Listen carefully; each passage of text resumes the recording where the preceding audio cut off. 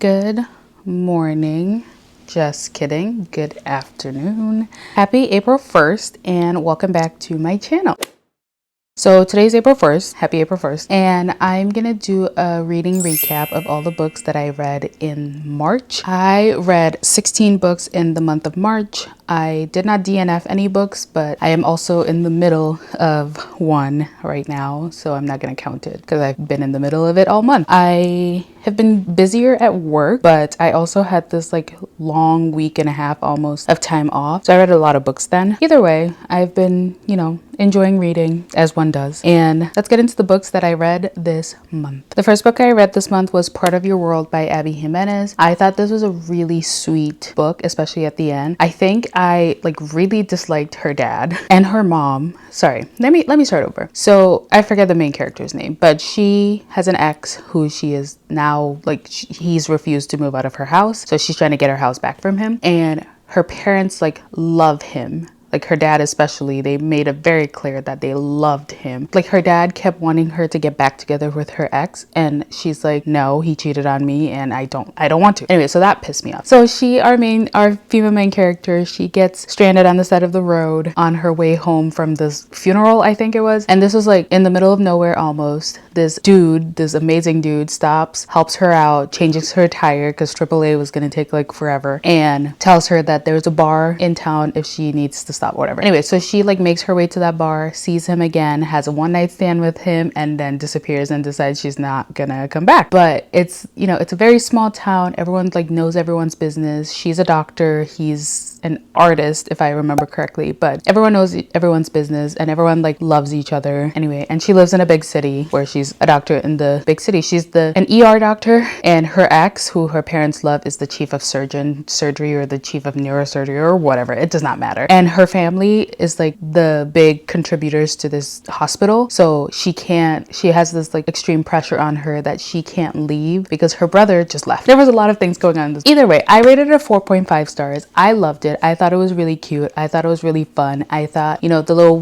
one night stand that turns into a really nice long-term relationship was really sweet. I loved a lot of things. She wanted to keep, so it's called Part of Your World, so she became part of his world, but she wanted to keep her world separate from him, and it was oh man. And he thought he was out of her league, and she thought he was just the sweetest, and I love this book. That was the first full novel by Abby Jimenez that I've read, and I can't wait to read more. I can't wait. I've been yapping for too long for some reason. Next up in March, I read Dating You, Hating You by Christina Lauren. I personally really love Christina Lauren's books. Most of the books that I've read have been 4 stars, 3 or 4 stars. So this was almost an enemies to lovers, but not really, because they met at this party, had a connection, and then found out that their companies are merging, and because of that they become office rivals because they're rivaling for the same job. Anyway, I thought it was a cute book. I thought it was cute. They were cute. I don't remember anything else about this book, but I rated it 4 stars. Next up in March, I read Off to the Races by Elsie Silver. Last year in 2024, I started in DNF. I forget what the book is, but it's something in the Chestnut Springs series. I started that book, got to 70%, and I just was not connecting to the characters or anything in the book. So I DNF'd it, and I figured I should give Elsie Silver another try in 2025. Here's the thing.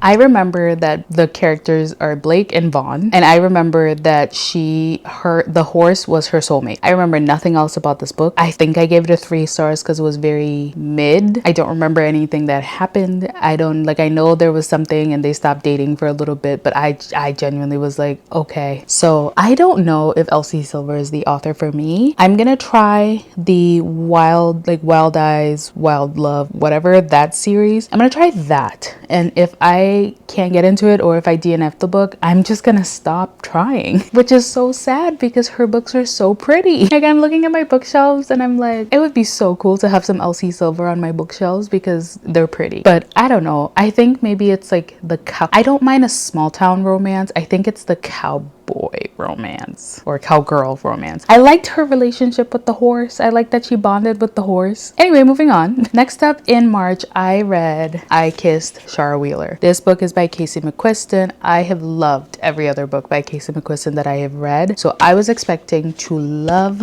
this book. This was a YA. This is very young adult. It's kind of like a mystery because you're trying to figure out. So Shara Wheeler, this girl in a small town in Alabama or something, kisses this girl, Chloe, and then disappears. And also she has a boyfriend, but she has a boyfriend. She kisses Chloe and then she disappears.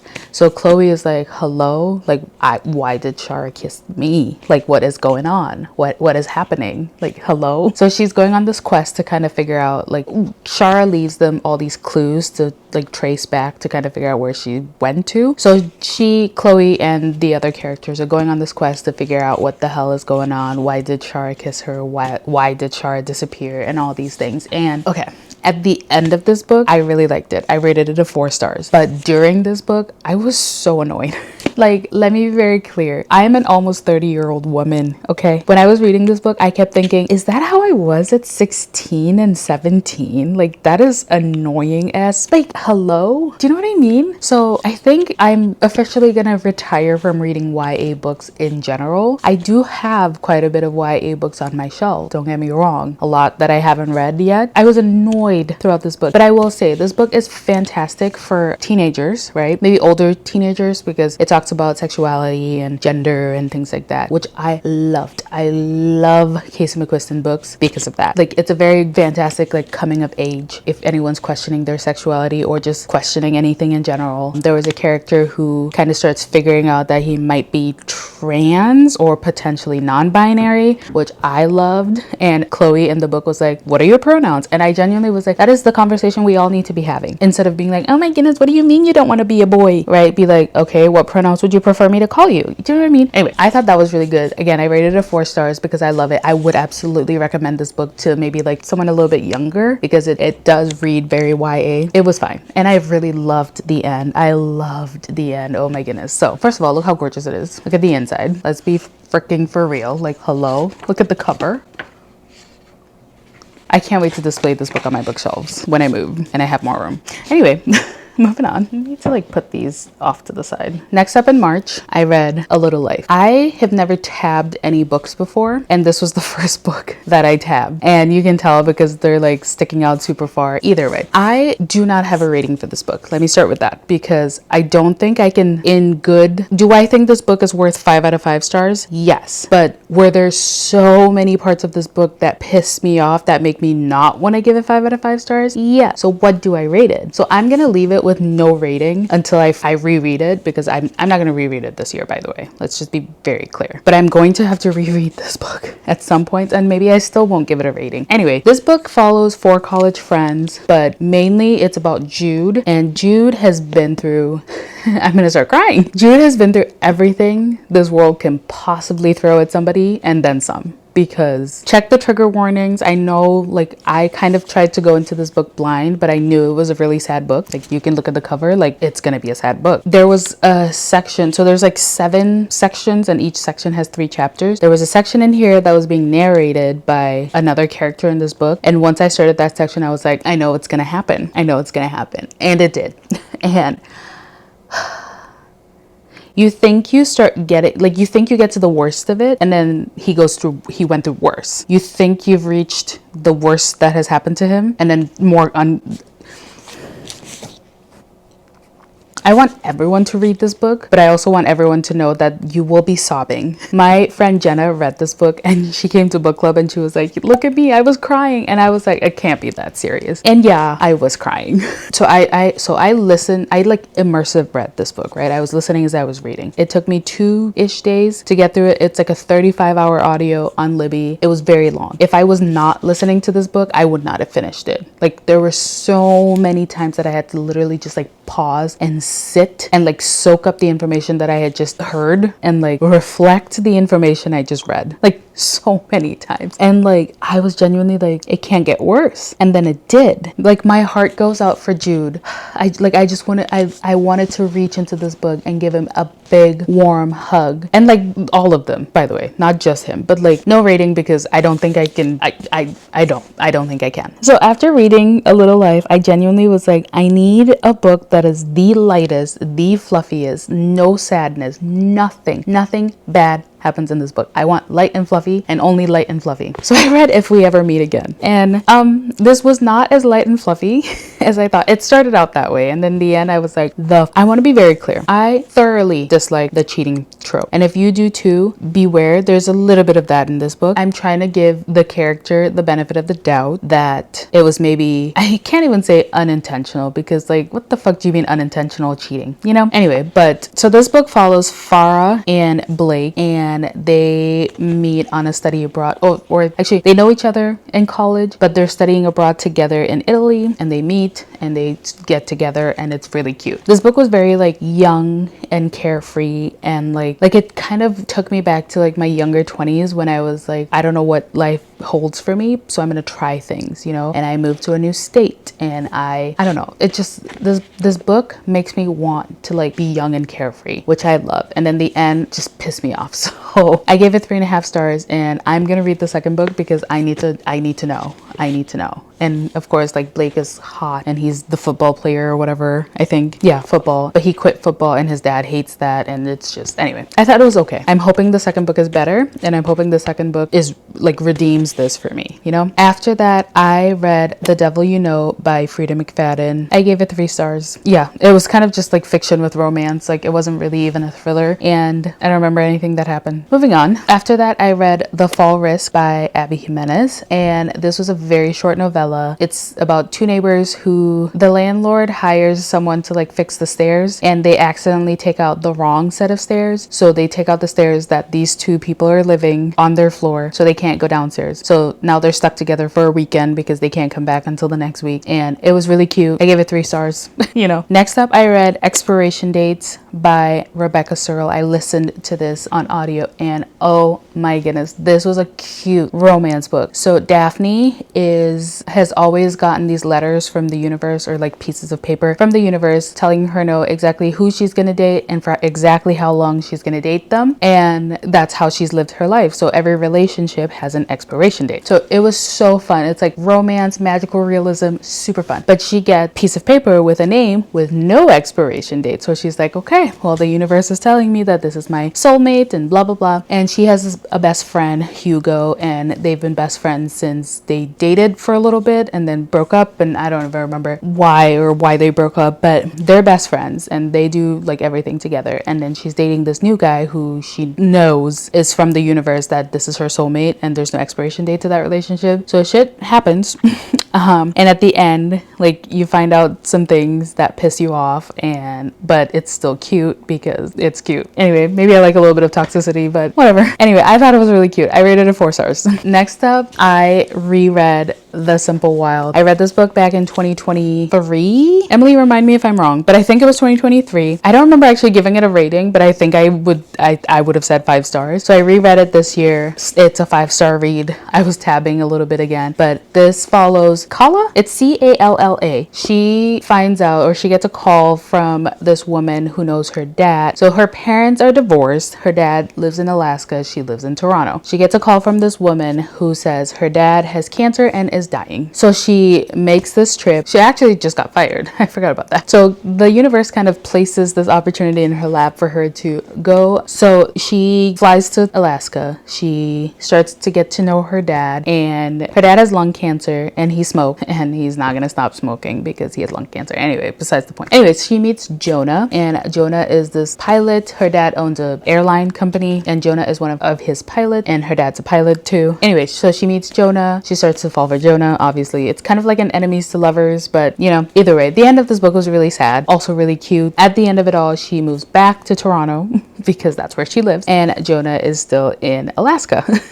And he's like, I'm never leaving Alaska. This is my home. And she's like, well, Toronto is my home. He's like, she's a city girl. And anyway, I thought this was a really cute book. I need to start book 2, Wild at Heart, and my goal was to reread it so I can finish the series. And I think I want to do that this month in April. Like, she doesn't want to repeat her parents' mistakes, where her mom, city girl from Toronto, went to Alaska, fell in love, and then moved back. I think that's exactly what she's going to do. But next Next up, after The Simple Wild, I also reread Shatter Me, also tabbed it. You can tell my tabs are getting so much better because like look how like frantic and disorganized these are, and these are like nice and smooth and clean. This was a 5 out of 5 read for me. Shatter Me was, I think, one of my favorite series growing up as a teenager. And I feel like I've said this already, but I love the fact that it's popular again and people are loving it again, because I am so happy that people get to share this with me, and I'm so happy I get to reread it. So I remembered nothing about this book, by the way. I'm also doing a Shatter Me reading vlog, but I'm gonna continue that until I finish the entire series. Anyway, but I remembered nothing about this besides the fact that her touch is lethal, because everyone knows that. And then you find out one of the characters is immune to her touch, which of course, you know, but I love this book so much.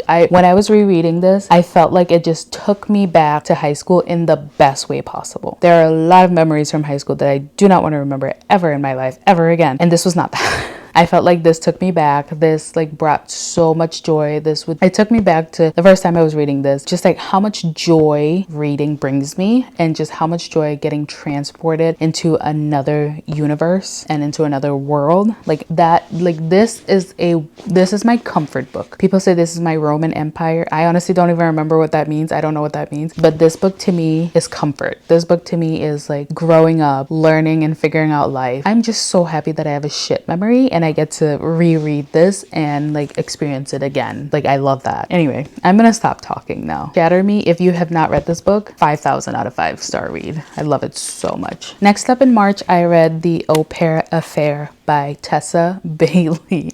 And hear me out. I gave this book 5 stars. Hear me out. Fangirl down, I gave a 3. It was okay. I had a good time reading it, but it was just okay. This book, I was like, he's been in love with her ever since he met her for the first time. Of course, that's not weird and creepy at all. She's in love with him as well. Just kidding. She was definitely crushing though, but I don't think she was in love with him right away. Okay, this dude is like, hey, I'm offering you a job to nanny for my child, to be an au pair for my daughter, and you can live here for free. And she goes, well, that's suspicious. I don't really want to live with a stranger. And he's like, bet, I understand. He like reaches out, finds her a place that she can live in. She's like, she found out what the rent is and she's like, the fuck, I'm not doing this. He was gonna pay for it for her. He was gonna pay for her rent to make sure she was in a safe neighborhood that she wanted to be in. I'm sorry. I can't even get a text back. Just kidding, I'm not dating. But he was protective in the best way possible. He was protective without overstepping his bounds. He like told her straight up, he's like, I'll be your bodyguard while you live life. You know, there's an age gap there. It honestly wasn't even that crazy. I think he was in his later 30s and she's like 26, 27, you know, it wasn't that bad. And she went through some trauma, which made her very distrustful of men. And he's like, I mean, I get it. So I don't know. I thought it was really cute. Maybe I like a little toxicity, like I said, but I'm really glad that they tell us what happened. So Tallulah went through some shit and they tell us pretty early on, because at first I was like, she has to have gone through something to be, you know, and that's not saying girls or women should not be like mindful and careful, but like she had to have gone through something, right? And they tell us pretty early on in the book. So you're not like trying to guess like, oh, what's going on? They tell us. So that made so much sense. And the fact that he was very respectful of that also made me so happy. Anyway, she comes to his game, right? He plays hockey. It's a sports romance, but not really. Well, it has some aspect. But he plays hockey. She brings his daughter to his game. His daughter is cold, so she gives her jacket, refuses to buy a new one because $75 for a sweatshirt is ridiculous, and I agree. So she's there in the stands, cold, because you know, you're in an ice hockey rink, and he, in the middle of the game, says, you're cold, where's a jacket? And sends someone to bring her a jacket, his sweatshirt. Send someone to bring her his sweatshirt in the middle of the game. And I can't even get a text back. He was, oh my goodness, I love him so much. Anyway, that was my, I think, favorite Tessa Bailey book that I've read since Hook, Line, and Sinker. And I loved Hook, Line, and Sinker because Brendan, as far as book boyfriends go, Brendan. Anyway, we are gonna move on. The next book I read in March was, I feel like I've literally been talking for 33 minutes. My goodness. The next book I read in March was As Good as Dead by Holly Jackson. I had to finish the trilogy. I also read the little novella, but we'll get to that at the end. But I had to finish it. I rated 4 stars. The first 2 I rated 5 stars. This one was a little bit graphic. I wouldn't say Stephen King level graphic, but it was definitely graphic. And it made me think. So now I'm gonna watch the Netflix show, but this made me think so many thoughts about Pip. It made me think so many thoughts about the town they live in and like the people living in this town, because when you find out the thing that you find out, because it's like so it keeps building on itself, right? So book 1, Andy disappears, or Andy's dead, and they find out who actually killed her. Book 2, there's a different case that she's solving, and then book 3, she has a stalker and she's like trying to figure that out. Anyway, I love this book, but I gave it a 4 stars. Be aware, it's like a lot more graphic than books 1 and 2 if you've read books 1 and 2, but it was still a good book. I would say not my favorite in the series. Book 1, I think, is still my favorite in the series. After As Good as Dead, I read The First to Die at the End by Adam Silvera. I am so upset. Listen, I have read They Both Die at the End, and I was very upset then too, because what do you mean they both die at the end? I'm so upset.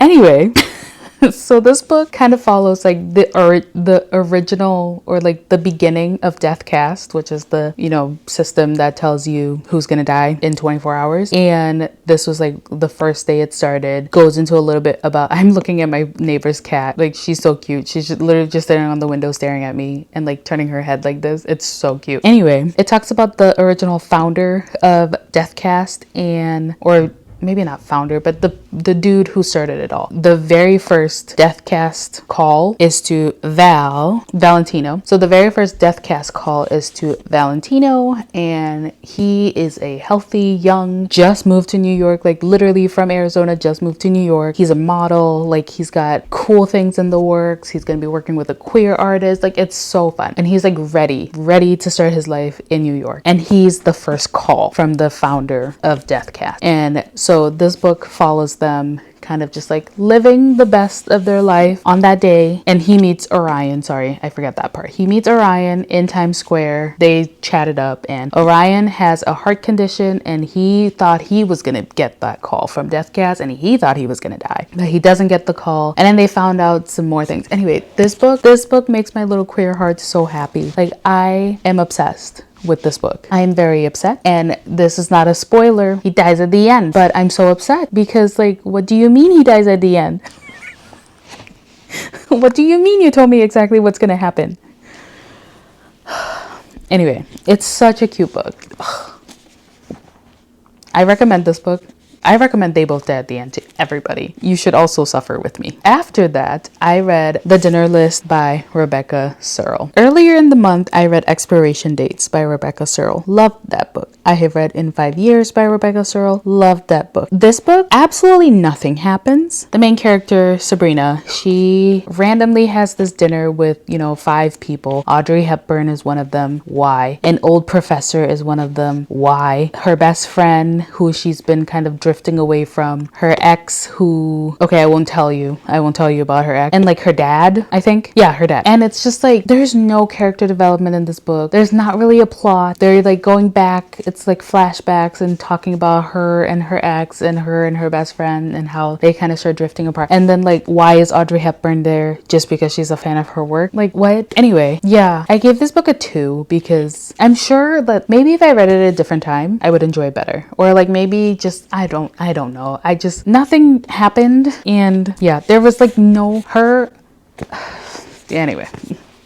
Last but not least, in March, I listened to Killjoy, which is the little novella of A Good Girl's Guide to Murder. It's technically set before A Good Girl's Guide to Murder started. Yeah, it was the novella. I listened to it because it was like 3 or 4 hours on Libby, and I finished the universe. That's pretty much why. Anyway, those are all the books that I read this month. Obviously, these are just the physical ones that I have, and I am so excited for spring and summertime. I'm so excited for like romance books. Like I can't wait. I think I need to like chill out on fantasy. I say as I'm gonna continue Shatter Me, and I'm gonna read An Ember in the Ashes, and I'm gonna read these other books that are fantasy. I need to like relax with the fantasy for a second because I think they're starting to blend in my head and it's not good. Thank you so much for watching this video. I appreciate you being here. I hope your March was fantastic and I hope you have a great April ahead. I am curious to know what books you read this month and what books you loved so that I can add them to my TBR, because I can never have enough books and my TBR can never be long enough because I'll get to them eventually. If you would like to see more of my face, please subscribe. Or if you would just like a cozy friend on this corner of the internet to hang out and chat about books, feel free to subscribe. And I am so excited to get into more romance books. I'm just so excited for warmer weather. I am going to be moving in a couple months. I actually toured my first apartment today, my first of many apartments today, and I'm excited to like find a new spot. You'll get a new background, you'll get, yeah, but thank you so much for watching and I will see you in my next video.